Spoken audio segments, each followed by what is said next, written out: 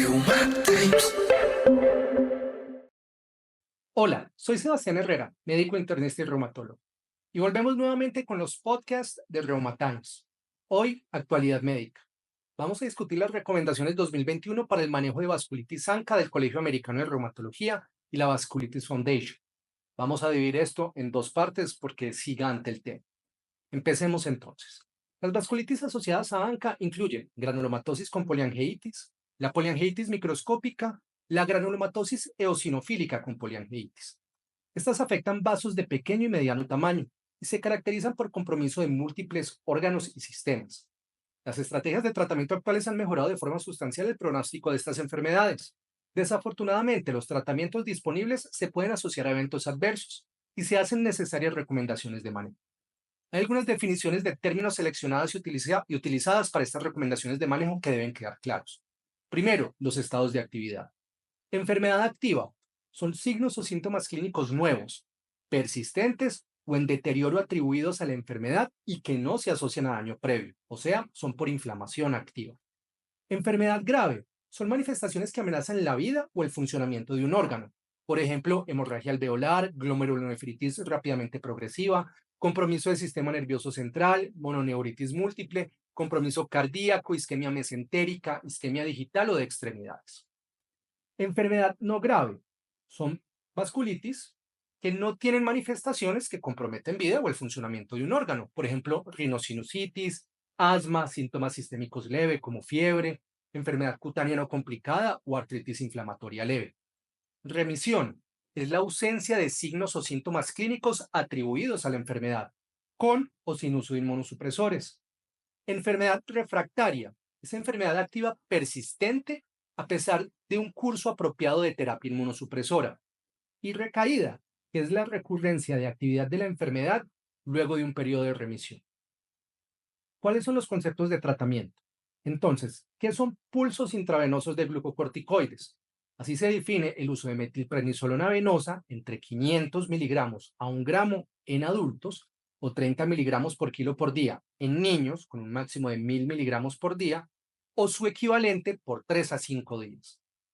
¿Qué es la definición de glucocorticoides orales a dosis altas?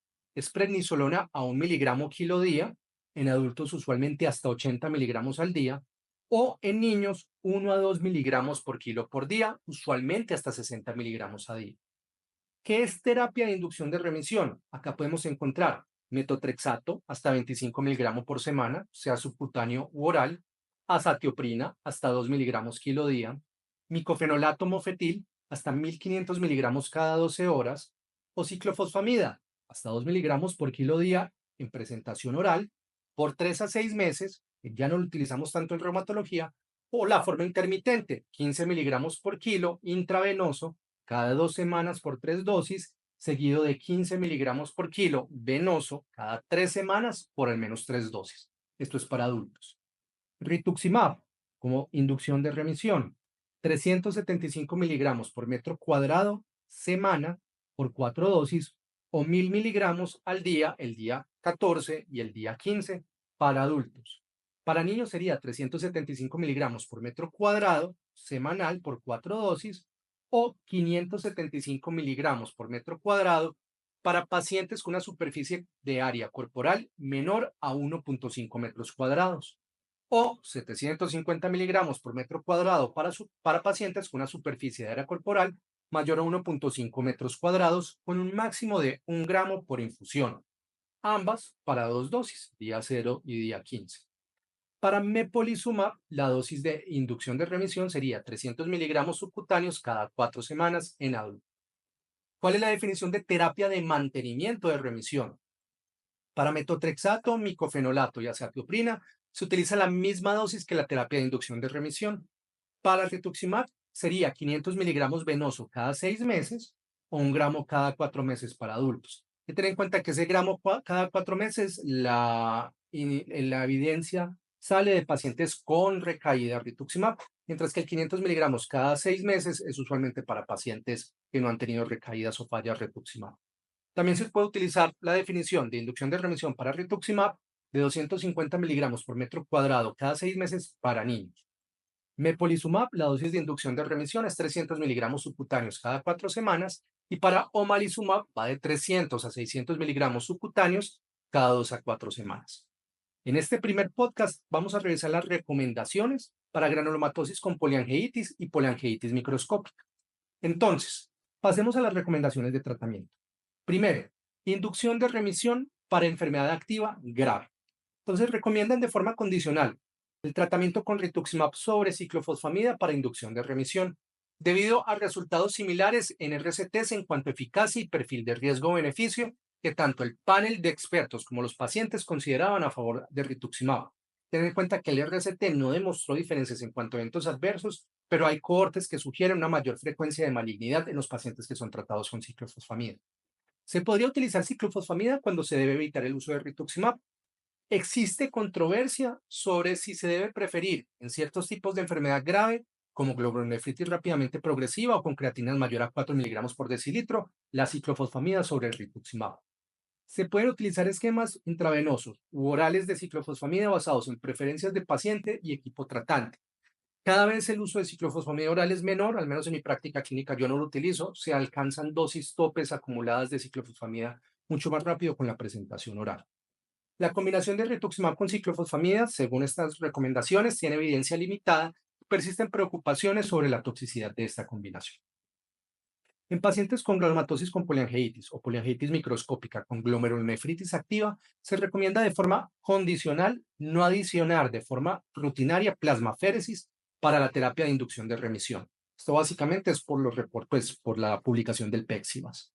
Se podrá considerar en pacientes con alto riesgo de progresión a enfermedad renal terminal que acepten un potencial mayor riesgo de infección.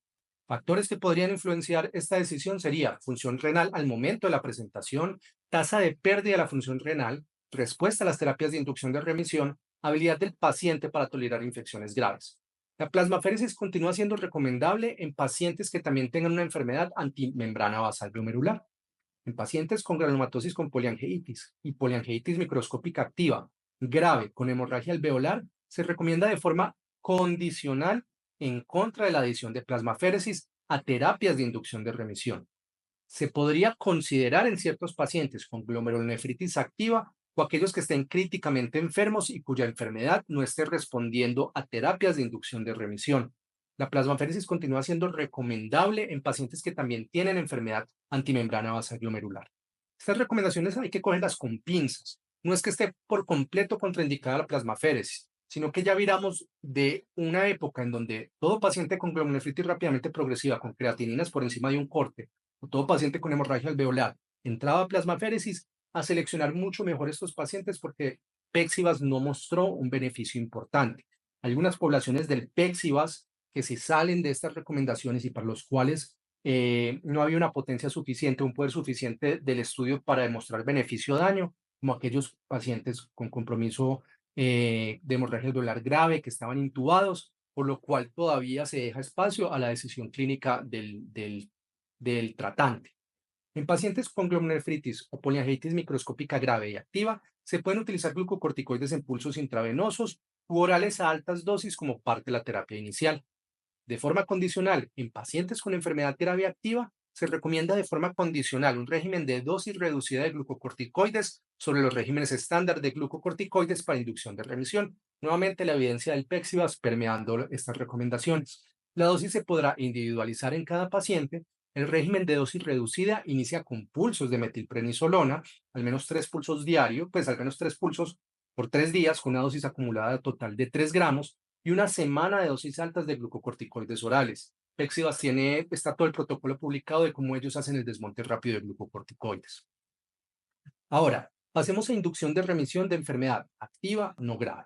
Para pacientes con granulomatosis con poliangeitis activa no grave, se recomienda de forma condicional el iniciar tratamiento con metotrexato por encima de ciclofosfamida o rituximab. Esta decisión la tomó el panel de votación debido a la naturaleza crónica de la enfermedad y un potencial menor de toxicidad al compararse metotrexato con ciclofosfamida y un mayor volumen de evidencia y experiencia clínica con el metotrexato. Se podría preferir el rituximab en situaciones especiales, como disfunción renal o hepática, recaídas recurrentes con metotrexato o preocupación sobre adherencia. Acá juega mucho la parte de costo-beneficio, pero con unos precios de medicamentos biológicos y biosimilares cada vez menores, ahí entra uno a preguntarse realmente qué tan fuerte es la evidencia de metotrexato al no tener unos ensayos clínicos aleatorizados como los tiene rituximab. Se recomienda iniciar el tratamiento combinando metotrexato con glucocorticoides sobre monoterapia con glucocorticoides en pacientes con granulomatosis con poliangiitis activa no grave. Monoterapia con glucocorticoides, entre comillas, está mandada a recoger a no ser que hayan condiciones muy especiales que no permitan uso de otros medicamentos. En granulomatosis con poliangiitis activa no grave se recomienda de forma condicional iniciar metotrexato en combinación con glucocorticoides sobre azatioprina con glucocorticoides o micofenolato con glucocorticoides. Existen factores clínicos que podrían llegar a modificar esta decisión, como embarazo, llevando a que uno utilice azatioprina, o un déficit total de tioporina S-metiltransferasa, que lo obligaría a uno a evitar azatioprina, o genotipos de alto riesgo de TMPT o NUT-T15, que también lo obligarían a uno a evitar la satioprina. En pacientes con granulomatosis con poliangiitis activa no grave, se recomienda el uso de metotrexato con glucocorticoides sobre trimetoprim-sulfa con glucocorticoides.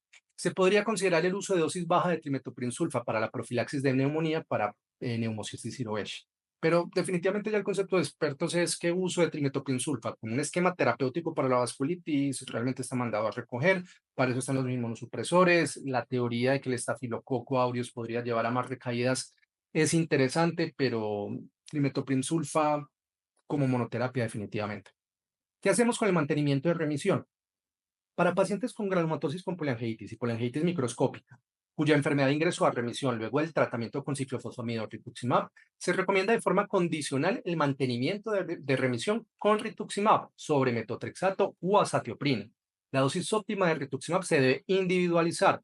Existen regímenes con infusiones IV de 500 miligramos cada 6 meses, de 1 gramo cada 4 meses y de 1 gramo cada 6 meses. Realmente el que más utilizamos en la práctica clínica es el de 500 miligramos cada 6 meses, que es el que viene del Menritsan, que es para pacientes que no vienen de recaída con rituximab. El 1 gramo cada 4 meses es Ritasarem y esto viene de pacientes que tienen una recaída y les voy a dar mantenimiento posterior a una recaída a medicamentos como rituximab o ciclofosfamida. Entonces hay que tener en cuenta estas diferencias.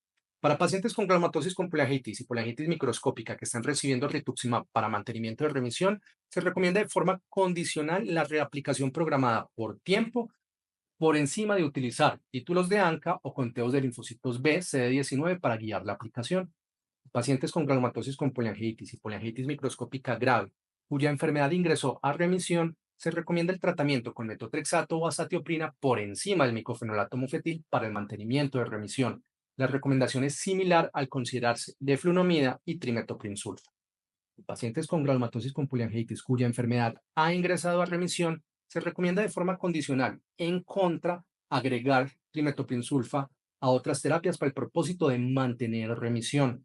Se podrá utilizar para profilaxis de neumocitis cerevisiae, pero se deberá tener en cuenta la posible interacción con metotrexato, que aunque usualmente es bien tolerado, obliga a realizar un monitoreo. En pacientes con granulomatosis con poliangiitis o poliangiitis microscópica que estén en mantenimiento de remisión con rituximab y que tengan hipogamoglobulinemia en combinación con infecciones graves y recurrentes, se recomienda de forma condicional suplementar inmunoglobulina a dosis de reemplazo, por ejemplo 400-800 miligramos por kilo por mes. Ojo, es la combinación de hipogamaglobulinemia con las infecciones graves recurrentes, no es hipogamaglobulinemia y ya. La duración de mantenimiento de remisión con medicamentos no glucocorticoides debe ser guiada por condición clínica, preferencias y valores de los pacientes. ¿Cómo es el tratamiento de recaída de la enfermedad? Entonces, si hay una recaída y manifestaciones graves, si no están recibiendo rituximab para mantenimiento de remisión, se recomienda de forma condicional tratar con rituximab por encima de ciclofosfamida para reinducir remisión. Si el paciente venía recibiendo rituximab, se recomienda de forma condicional ciclofosfamida para reinducción de remisión. ¿Cómo debe ser el tratamiento de enfermedad refractaria? En aquellos pacientes refractarios a rituximab o ciclofosfamida, para inducción de remisión, se recomienda cambiar a la otra opción terapéutica por encima de combinar. Se recomienda de forma condicional agregar inmunoglobulina humana intravenosa para el control a corto plazo mientras se espera eficacia de nuevas estrategias de tratamiento. ¿Cómo hacer el tratamiento de lesiones sinonasales de vías aéreas y de masas? En pacientes con compromiso sinonasal de la granulomatosis con poliangiitis, Los lavados nasales y las terapias tópicas nasales como antibióticos, lubricantes y glucocorticoides podrían tener beneficios. Se debe colaborar siempre con otorrinolaringología con experiencia en la enfermedad. En pacientes con granulomatosis con poliangitis en remisión, con defectos de septo nasal o colapso de puente nasal, se recomienda de forma condicional cirugía reconstructiva si es deseada por el paciente. En pacientes con tejido subglótico o endobronquial inflamado activo, se recomienda de forma condicional tratar con inmunosupresión sobre dilatación quirúrgica con inyección local de esteroides solamente. En pacientes con granulomatosis con plagitis y masas, por ejemplo, pseudotumores orbitarios, masas de parótida, cerebro, pulmón, se recomienda inmunosupresión sobre resección quirúrgica con inmunosupresión. Se podría considerar la cirugía si existe una urgencia para descomprimir, como pérdida visual aguda por compromiso del nervio óptico o compresión que amenace la vida o funcionamiento de un órgano. ¿Qué otras consideraciones se deben tener? En granulomatosis con poliangitis y poliangitis microscópica se recomienda en contra de la dosificación de terapia inmunosupresora basada solamente en los títulos de los sangre. En pacientes que estén recibiendo rituximab o ciclofosfamida se recomienda de forma condicional la profilaxis para prevenir neumocistis y Loesch. Esta recomendación es condicionada debido a la falta de evidencia de moderada a alta calidad y las toxicidades potenciales de la terapia de profilaxis. También se debe considerar la profilaxis en pacientes con dosis moderadas de glucocorticoides o cuando se reciben en combinación con metotrexato, micofenolato o azatiopril, y allí sí que hay menos evidencia. En pacientes con reumatosis con poliangitis microscópica en remisión, falla renal crónica estadio 5, se recomienda de forma condicional la valoración para trasplante renal. En pacientes que no pueden recibir terapia inmunomoduladora, se recomienda de forma condicional dar tratamiento con inmunoglobulina humana intravenosa. Desconocemos la duración de tratamiento óptima de anticoagulación en pacientes que sufren eventos trombóticos venosos por culpa de la vasculitis. Con esto completamos la primera parte de este podcast. En la segunda revisaremos la sección de granulomatosis eosinofílica con vasculitis. Los invitamos a que participen en la sección de comentarios. ¿Qué quieren escuchar? ¿Cuáles son sus temas de interés? Síganos en www.reumatimes.com, donde podrán encontrar cubrimientos de congresos de reumatología y resúmenes de actualidad en la especialidad. Los pueden encontrar en YouTube y Facebook como Reumatología Online o Reumatimes, en Instagram como Dr. Sebastián Herrera o Reumatimes, en X, antes Twitter, como Reuma Online o Reuma Times, y también estamos en TikTok como Reuma Times. Los esperamos con información concisa y de utilidad en un próximo podcast. Hasta pronto. Reuma Times.